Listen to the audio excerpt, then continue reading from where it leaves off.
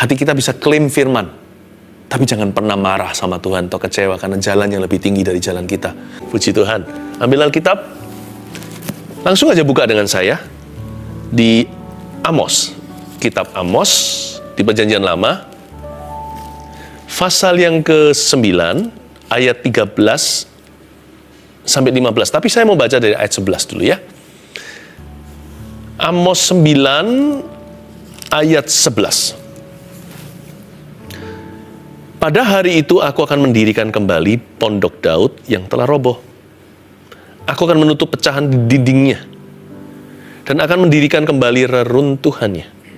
Aku akan membangunnya kembali seperti zaman dahulu kala, supaya mereka menguasai sisa-sisa bangsa Edom dan segala bangsa yang kusebut milikku.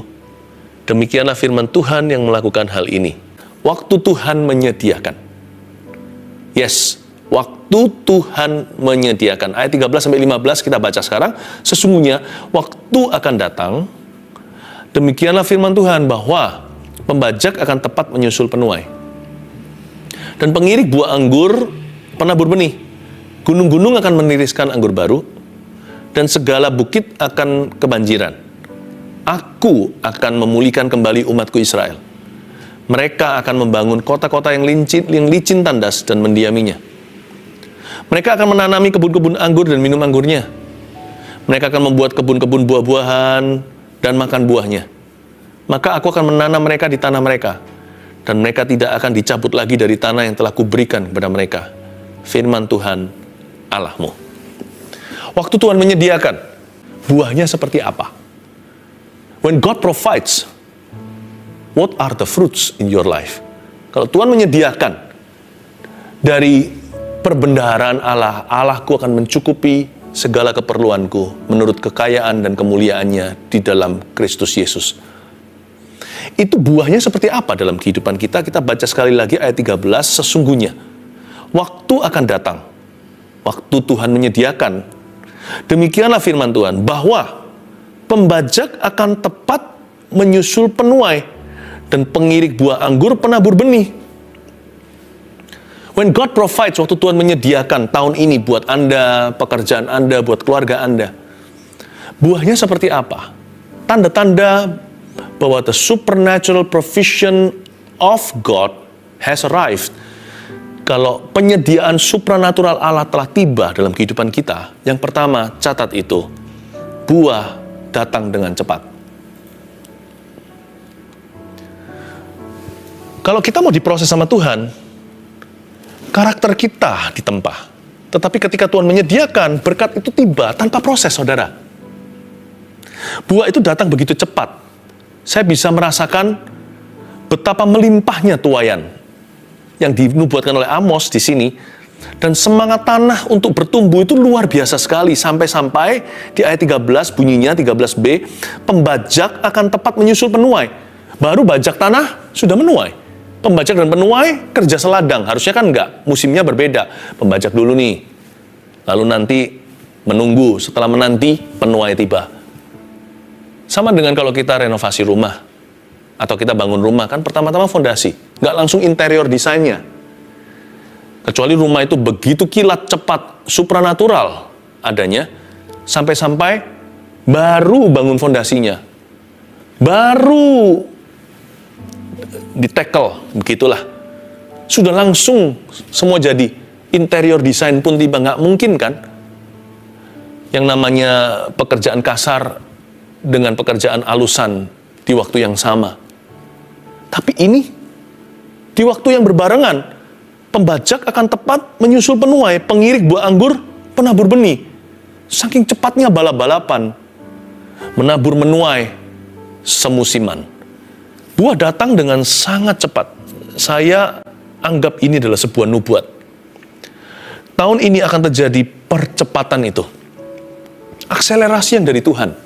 Momentum catching momentum. Suatu momentum, estafet momentum berikutnya. Demikian luar biasa. Bukan kita jadi kecapean, kita jadi tercengang dan berkata, wow, ini kalau bukan Tuhan nggak mungkin bisa. Kok bisa selekas ini terjadinya? Ya, saya tidak ajarkan bahwa kita harus selalu mengarahkan mata kepada apa yang instan. Tetapi kalau berkat itu tiba, persediaan Allah itu bunyinya, penuai dan pembajak sama-sama susul-susulan. Catat baik-baik, buah datang dengan cepat. Saya nggak tahu gimana akan digenapi dalam hidupmu. Tugas saya hanyalah menyampaikan. Saya biarkan jadi kepanjangan tangan Tuhan, penyambung lidahnya. Pokoknya tangkap hingga merema dalam jiwamu. Buahnya akan cepat sekali tiba. Lekas bertumbuh. Berikutnya, gunung-gunung akan meniriskan anggur baru. Dan segala bukit akan kebanjiran. Wait a minute. Gunung-gunung meniriskan anggur baru, setahu saya. Yang namanya kebun anggur itu di dataran. Bukan di gunung-gunung tinggi, di bukit-bukit bisa dataran tinggi, tetapi bukan lekuk-lekuk begitu. Harus flat tanahnya. Bisa di hawa yang dingin, supaya dapat hasil yang maksimal, tapi tetap harus rata. Bukan yang lekuk-lekuk begitu. Gunung-gunung nggak bagus untuk menumbuhkan anggur.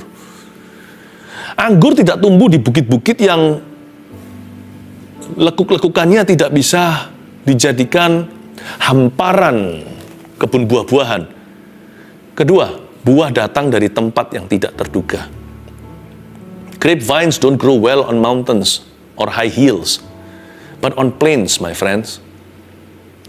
Buah kan datang dari tempat yang tidak terduga. Anda kan terkejut. Kok bisa ya ini menghasilkan?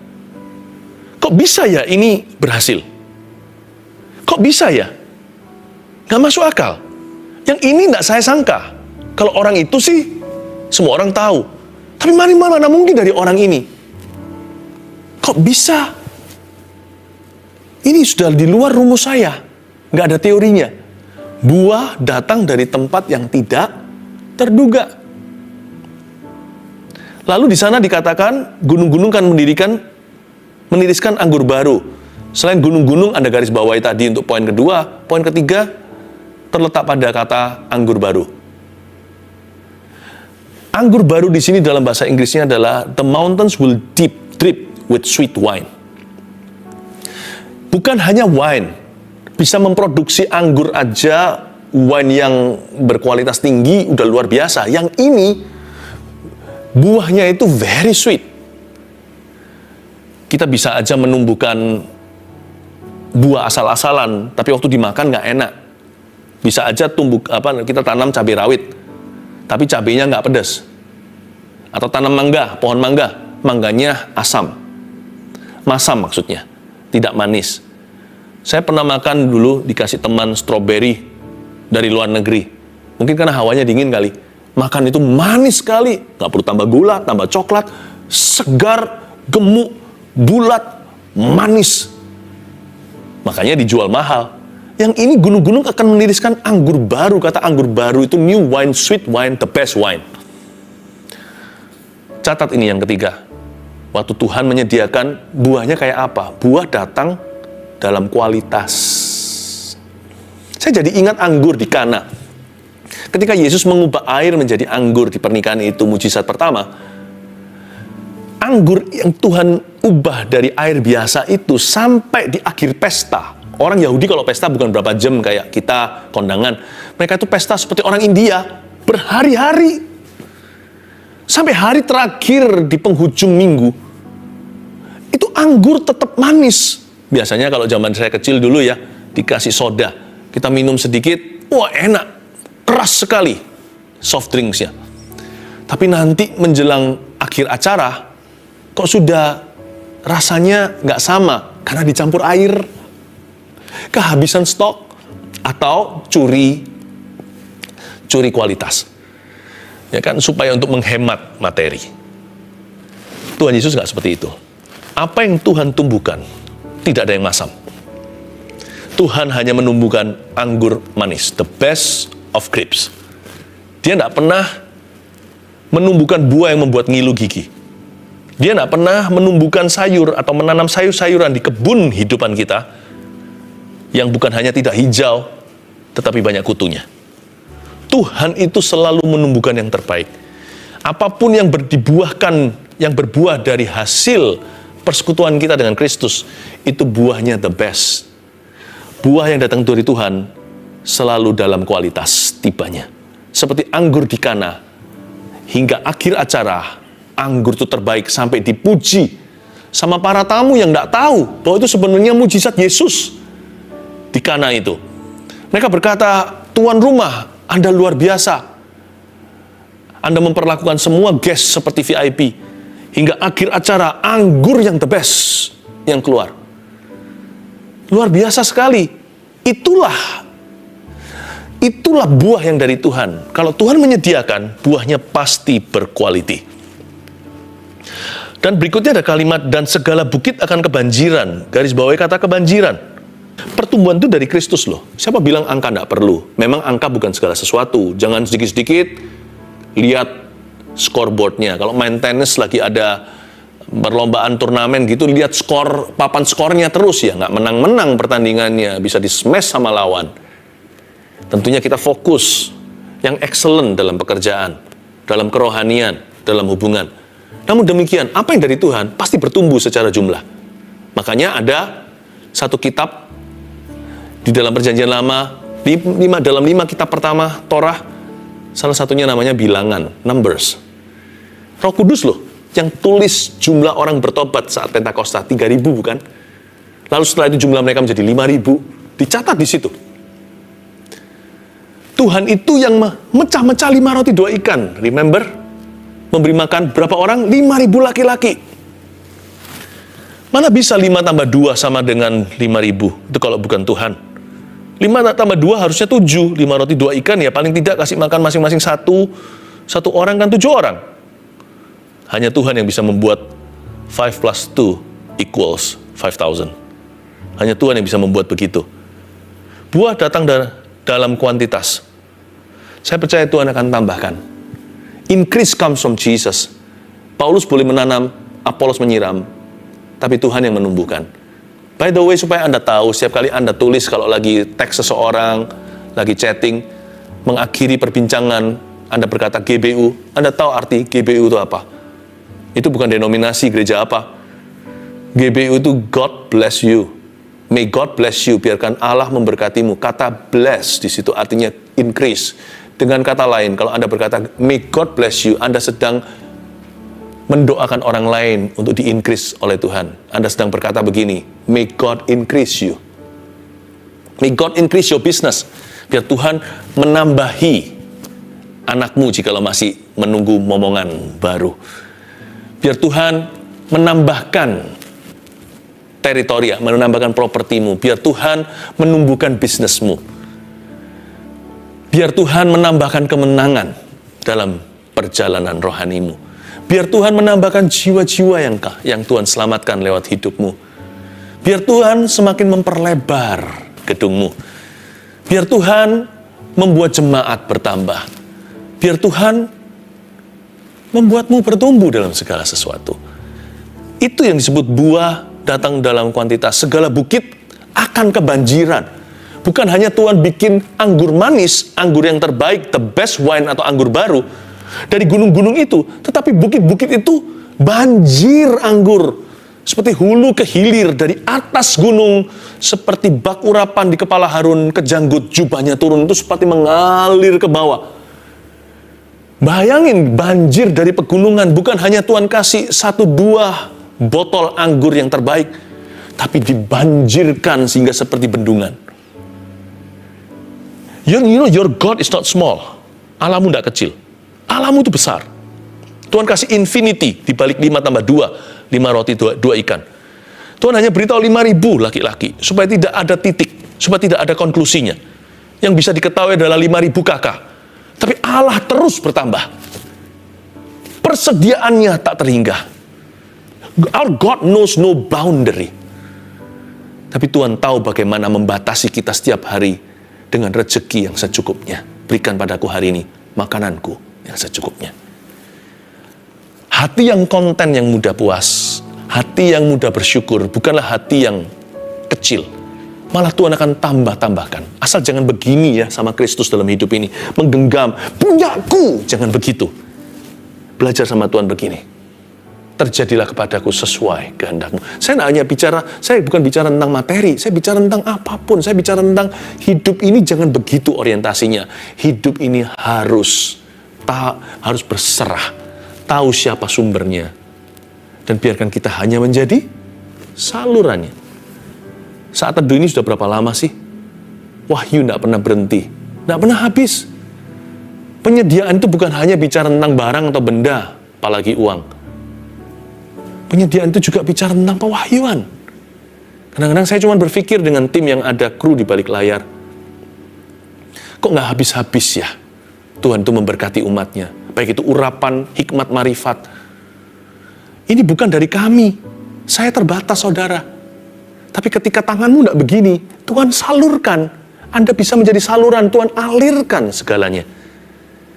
Tahun yang baru, miliki perspektif yang baru, paradigma yang diperbaharui. Tuhan kita itu tanpa batas. Allah kita tidak miskin.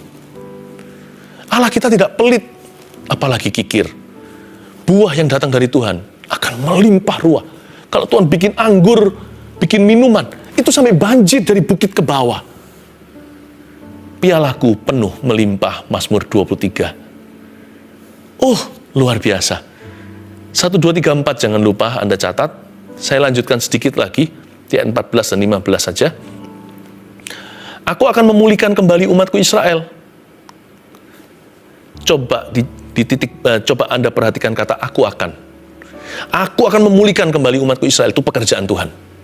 Penyediaan Allah adalah pekerjaan Allah. Tidak bisa dibantu oleh kita. Itu bukan dari sisi manusia, tapi dari sisi Dia sumbernya. Tapi Tuhan berniat untuk memberkati hidupmu and increase you. Aku akan memulihkan kembali umatku Israel. Aku akan. Lalu berikutnya ada kalimat sambungan, mereka akan. Setelah aku akan Tuhan, sekarang mereka akan. Ada kerjasama berarti. Mereka akan membangun kota-kota yang licin, tandas, dan mendiaminya. Lalu mereka akan, kedua kali diulang. Pekerjaan yang lain, bukan hanya membangun kota, sekarang menanami kebun-kebun anggur dan minum anggurnya. Lalu diulang lagi ketiga kali. Mereka akan. Pekerjaan berikutnya, membuat kebun-kebun buah-buahan dan makan buahnya. Saya senang sekali melihat di ayat yang ke-14 ini Tuhan kerja sama-sama kita. God will bless your work this year. Allah akan memberkati pekerjaan dan profesi Anda. Tapi jangan lupa, sekalipun pekerjaan itu diberkati, Anda tetap harus kerja. Nggak kerja, nggak usah makan, kata firman Tuhan. The work is blessed, alright, but it is still considered work. Pekerjaan itu diberkati, tetapi tetap tergolong pekerjaan. Bedanya di sini, kalau Allah memulihkan, ada increase activity atau aktivitas yang meningkat. Bedanya, aktivitas yang diberkati oleh Tuhan disertai dengan joy and heaven's energy, disertai dengan energi dari sorga, dan disertai dengan sukacita. Pekerjaan itu bukan kutuk, Bapak, Ibu, Saudara. Dari sejak Adam dan Hawa sebelum jatuh dalam dosa di Taman Eden, Adam suruh kerja. Cuman bedanya, nggak ada depresi. Mereka bekerja sama dengan Tuhan. Work is beautiful. Jadi tahun ini, tolong hadapi tanggung jawab, peran, tugas, job deskripsi yang ada di depan Anda itu dengan sukacita di hati. Thank you Tuhan, terima kasih. Berapa banyak orang hari ini tidak punya pekerjaan. Kalau Anda punya, bersyukurlah. Jangan hanya bersyukur, bersukacitalah, bergembiralah karena Tuhan, maka Tuhan akan memberikan apa yang diinginkan oleh hatimu. Pekerjaan itu diberkati memang. Tuhan berkata, aku akan. Itu bagian saya, persediaan. Bagianmu, memujilah Tuhan dalam profesi dan pekerjaan sehari-hari. Bersyukurlah, bersukacitalah, bergembiralah karena Tuhan. Aku akan, mereka juga akan. Mereka akan membangun, mereka akan menanami, mereka akan membuat. Increase activity, aktivitasnya bertambah banyak. Tapi semua dilaksanakan dengan hati dan pikiran yang penuh dengan pengharapan dan iman. Ada optimisme yang dari Tuhan, bukan sekedar dari positive thinking, tapi dari firman dan janji-janji Allah. Karena Allah kita adalah penyedia, pemelihara, dan pembela. Biarkan aktivitasmu selalu diberkati. Ajak Yesus ke tempat kerja Anda. Ajak Tuhan ke dapur Anda, ibu-ibu. Ajak Tuhan Yesus ke pasar. Ajak Tuhan ke sekolah dan kuliah, hai pelajar dan mahasiswa. Work together with Him. Kongsian dengan Tuhan. Kerjasama. Sekalipun Anda partner junior, dia partner senior, bermitralah dengan Allah. Lihat nanti aktivitas Anda tidak berkurang. Bertambah iya, tapi Anda memperoleh kekuatan untuk melaksanakan semuanya. Bukan hanya kekuatan, ada a sense of fulfillment, ada perasaan puas batin yang tiada duanya. Saya jadi ingat ayat-ayat lain di Perjanjian Lama yang bunyinya begini. Mereka akan membangun kebun anggur, namun tidak minum anggurnya. Mereka akan membangun kota, maksudnya menanami kebun anggur, tidak minum anggurnya, membangun kota dan tidak tinggal di dalamnya. Itu lawan katanya. Ketika Tuhan mengutuk seseorang atau suatu bangsa, mereka bisa bekerja, tapi tidak bisa menikmati dalam batinnya. Dan juga tidak ada kenikmatan dalam hubungan. Tapi sekarang di sini beda. When God blesses someone, atau Tuhan memberkati pekerjaan seseorang, orang itu bisa menikmati, ada a sense of fulfillment, ada perasaan puas dalam batin. Salah satu karunia adalah karunia untuk bisa enjoy. Bukan berarti tanpa masalah. Stres itu perlu. Coba bayangkan kalau kita tidak ada tantangan. Hidup kita dull atau boring, bukan?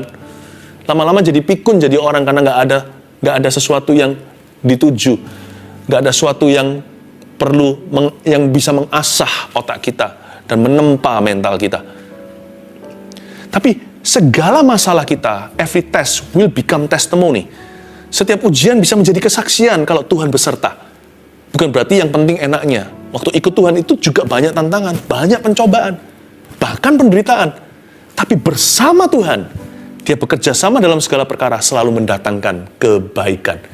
Kalau Anda mengasihi Tuhan, saya mengasihi Tuhan, terpanggil sesuai rencananya untuk menjadi serupa dengan gambar rupanya. Maka apapun yang kita lalui, baik atau buruk, tidak bisa memisahkan kita dari kasih Kristus. Dan apapun yang kita alami, ujungnya adalah mengerjakan kebaikan for you and me. Mereka akan membangun kota, dan mereka juga bisa mendiaminya. Menanam kebun anggur, ikut minum anggurnya. Membuat kebun buah-buahan, makan buahnya, nggak ngilu giginya. Haleluya. Ayat 15, maka aku akan menanam mereka di tanah mereka, dan mereka tidak akan dicabut lagi dari tanah yang telah kuberikan kepada mereka. Nah, itu janji Tuhan. Dari sisi Tuhan lagi, selalu Tuhan itu Alfa Omega. Tuhan yang bekerja, aku akan, lalu bagian kita di tengah. Mereka akan. Lalu ditutup dengan Tuhan Yesus lagi. Aku akan menanam mereka di tanah mereka. Aku akan muncul lagi. Omega kali ini berkata begini. Dan mereka tidak akan dicabut dari tanah yang telah kuberikan kepada mereka. Berkat itu datangnya dari Tuhan. Susah payah tidak menambahinya. Firman Tuhan Allahmu. Sekali lagi saya ingatkan ya. Sekalipun saya bicara tentang provision, persediaan. Ingat, hati kita hanya bisa percaya, tidak boleh menuntut. Hati kita bisa klaim firman.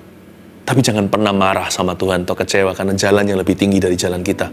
Jangan terburu-buru, jangan tergesa-gesa, jangan hakimi sebelum waktu, bahkan jangan hakimi sama sekali. Percayalah kepada Tuhan dan jangan bersandar pada pengertianmu sendiri. Yang penting, memuji Tuhan itu karena, bukan supaya. Karena format pujian atau praise and worship yang tertinggi, atau hati yang menyembah, yang terindah adalah menyembah Tuhan, karena Tuhan layak untuk kita sembah. Karena itu di akhir daripada pengajaran ini, kalimat terakhir Tuhan adalah firman Tuhan Allahmu. Itu saja yang penting, bukan? Bukan berkatnya, bukan penyediaannya. Bukan the provision, but the provider dengan P huruf besar. Dia berkata, akulah Tuhan Allahmu. That's all that you need. Saya jadi ingat Mazmur 23. Tuhan adalah gembala. Tuhan adalah gembalaku. Takkan kekurangan aku. Dengan kata lain, Tuhan adalah gembalaku. Itu saja yang perlu ku tahu. Dan itu lebih dari cukup bagiku. Ada yang lagi, ayat berkata begini, kasih karuniaku cukup bagimu, kata Tuhan pada Rasul Paulus ketika dia bergumul dengan sebuah penderitaan jasmani. Bukankah begitu? Tuhan adalah gembalaku. Itu saja yang perlu ku tahu. Itu cukup bagiku. Itu maksudnya firman Tuhan Allahmu. Akhirnya kembali semuanya kepada hubungan. Akhirnya ujungnya Tuhan berkata, sudah, kau dengar janji ini. Now look at me, lihat aku. Akulah Tuhan Allahmu. That's ultimate beauty. Itulah keindahan tertinggi. Menyembah dan memuji Tuhan. Sayang sama Tuhan dan cinta. bukan demi memperoleh penyediaannya, tapi karena Dia adalah Tuhan dan Allah kita. Dan ini kabar baiknya. Karena Dia adalah Tuhan Allahmu, Dia pasti akan memeliharamu. Burung pipit di udara, Dia pelihara. Bunga di padang, Dia hiasi. Bagaimana dengan hidup Anda? Bukankah lebih berharga daripada burung pipit yang dijual berapa duit? Hidupmu, Kristus mati baginya. Jangan merasa tertinggal, jangan merasa diabaikan. Anda disayang oleh sorga. Terimalah berkat dari Allah Bapa, Putra, dan Roh Kudus menyertaimu, keluarga dan pekerjaan Anda. May God bless you. May God increase you, and I mean it. Biar Tuhan memberkatimu. Biar Tuhan menumbuhkan dan menambahkan. Sungguh, kuucapkan segenap hati atas hidupmu. Dalam nama Yesus. Amin.